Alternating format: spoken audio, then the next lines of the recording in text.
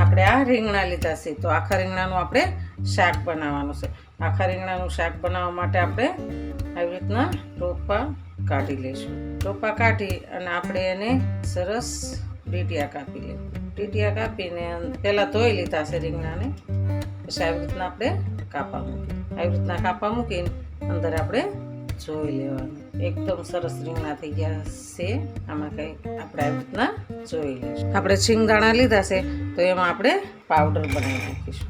ટમેટું લીધું છે, તો એક ટમેટું લીધું છે, તો એની ગ્રેવી કરી નાખીશું.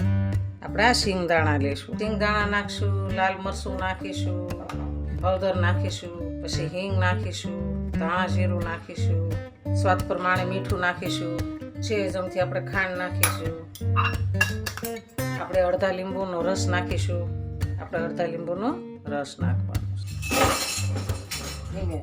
આપણે એક બટેકું નાખવાનું છે, તો બટેકાને આપણે કટિંગ કરી આપણે આ મસાલાને સરસ મિક્સ કરી દઈશું. આપણે શ્રાવણ મહિનો છે એટલે હવે કાંઈ લસણ કે ડુંગળી નાખવાનું, આપણે મસાલાને ભરી લઈશું. આપણે એમાં તેલ એડ કરી 1.5 પાવડું તેલ નાખવાનું છે. આપણે જીરાનો વઘાર કરીશું. આપણે એક ફૂંકું મરચું નાખીશું.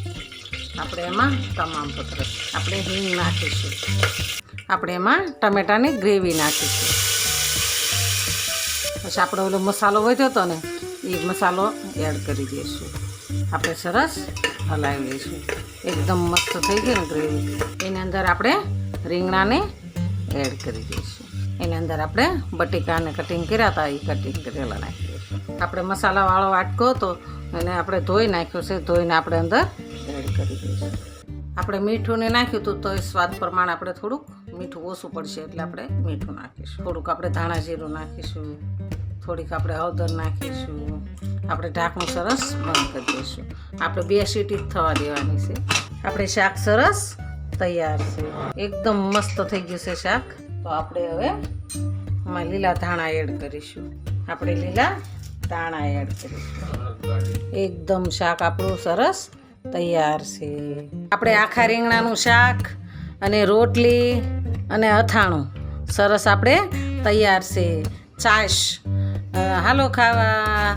આ મારો વિડીયો ગમે તો લાઈક, શેર અને સબસ્ક્રાઈબ કરી દેજો. રાધે રાધે.